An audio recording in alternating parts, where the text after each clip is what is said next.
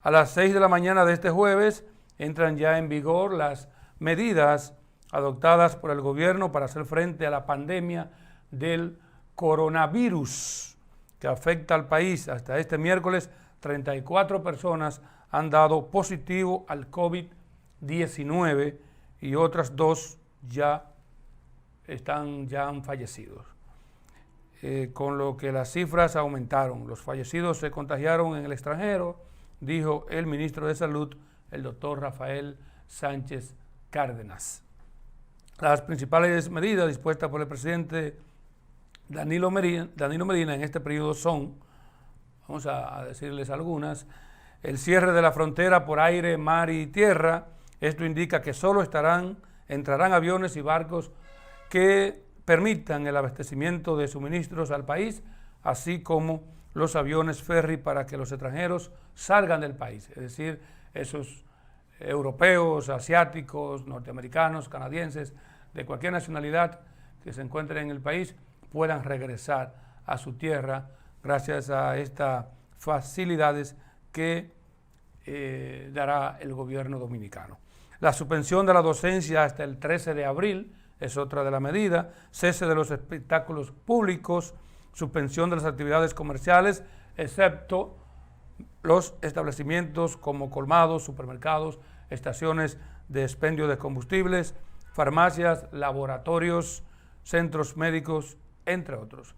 Los restaurantes solo podrán vender por delivery, es decir, por servicios de mensajería y la comida para llevar. O sea, el cliente solicita su servicio, entonces en el restaurante le preparan el servicio, tienen a su muchacho ahí, su mensajero, su delivery, y él le lleva el alimento a su casa. La suspensión de los mercados de pulga, entiéndase en este caso el mercado que estaba en Pueblo Nuevo, que ahora está en la autopista Joaquín Balaguer, también el mercado de Binacional por Dajabón y otras de las zonas fronterizas del país con Haití. Esos estarán suspendidos. Envío a sus casas de los empleados públicos mayores de 60 años de edad con condiciones de salud como hipertensión, diabetes y otras. Suspensión de los actos proselitistas, es decir, los actos de campañas, mítines, caravanas y otros encuentros masivos. Los laboratorios autorizados por salud pública podrán hacer la prueba para detectar el COVID-19. Fueron autorizados Amadita y Referencia solamente. Aquí en Santiago tenemos un Amadita, valga la promoción, pero eso hay que dárselo, esa información hay que decirle a la ciudadanía cuáles son los laboratorios para que no vayan a dirigirse a centros que no están autorizados por el Ministerio de Salud Pública para esos fines. Igualmente quedan limitadas las visitas y la circulación de personas a clínicas y hospitales. Quedan limitadas, es decir, limitadas en el sentido, pues usted tiene una emergencia de un caso de vida o muerte, un accidente, usted tiene obligatoriamente que ir a un hospital o a una clínica. Se refiere a cuando usted se sienta un poquito delicado de salud, que sea por otros fines, tos, gripe así fuerte, dolor de cabeza, fiebre, entonces usted, en vez de dirigirse a las clínicas o los hospitales, hay una línea para o llamar a las autoridades de salud pública y de inmediato, o al 911, y de inmediato lo buscan y ellos sabrán ya qué hacer en ese sentido. La Dirección General de Impuestos Internos dejará de aplicar temporalmente la tasa de acuerdos de precios por anticipado al sector hotelero. Se insta a no acudir a velatorios y cementerios, excepto los familiares del fallecido. Ustedes saben que muchas veces, es normal cuando se produce un deceso, entonces van amigos, relacionados, gente que no tiene nada que ver con los parientes del fallecido, y entonces se forma se aglomera mucha gente, y esto ya se recomienda que no se asista.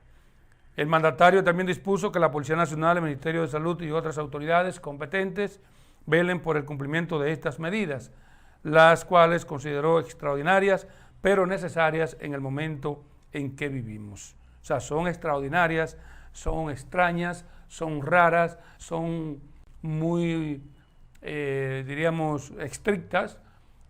Sin embargo, tenemos una realidad en el país y de una manera u otra hay que combatirla, hay que enfrentarla. Y si esas son las razones, si esas son las medidas, tenemos que respetarlas. A propósito de eso, también hablaba un abogado ayer que esto, ustedes saben que el presidente ha solicitado una declaración de emergencia nacional, creo que ya el Congreso la aprobó, falta ahora, la Cámara, el Senado de la República, falta ahora que pase por la Cámara de Diputados. Ya cuando eso entra en vigencia, la autoridad, en este caso Salud Pública, la Policía o la Guardia, el Ejército Nacional, tiene autoridad para actuar sin ningún tipo de ataduras constitucionales. Es decir, puede actuar incluso hasta por encima de lo que dice la Constitución mientras esté vigente el llamado a estado de emergencia. Tiene derecho a actuar de inmediato si la persona está violando lo que ha dispuesto el gobierno en este sentido. O sea, que hay que tener mucho cuidado. Hay que tener mucho cuidado. Bueno, en mi caso, es la primera vez que yo vivo una etapa como esta, de un estado de sitio, una situación así como esta, de estado de emergencia.